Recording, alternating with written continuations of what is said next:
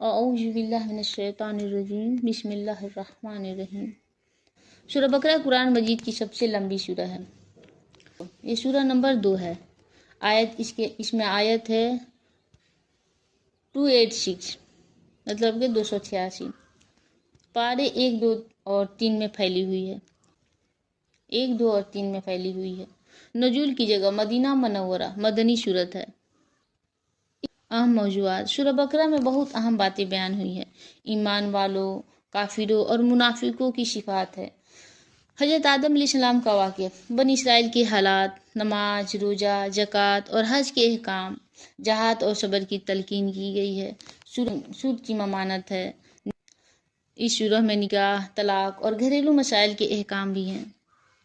اس کی خاص فضیلت: حدیث میں آیا ہے کہ جس گھر میں سورہ بقرہ پڑھی جائے وہاں شیطان داخل نہیں ہوتا۔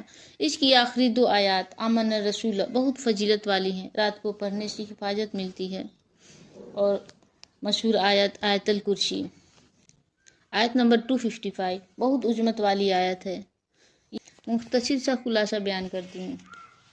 انسان کی 3 قسمیں۔ شروع میں 3 گروہوں کا ذکر ہے: مومن، کافر اور منافق۔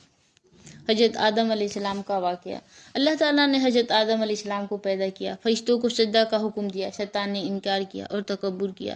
بنی اسرائیل کے حالات: اللہ نے ان پر بہت نعمتیں کی مگر انہوں نے نافرمانی کی۔ گائے ذبح کرنے والا واقعہ بھی اسی میں ہے۔ امت مسلمہ کو ہدایت بھی اللہ نے دی ہے۔ نماز قائم کرو، زکوٰۃ دو، روزہ فرض کیا گیا، حج کا حکم ہے، صبر اور تقوی اختیار کرنے کا بھی حکم ہے۔ گھریلو اور معاشرتی احکام بھی اس میں ہے۔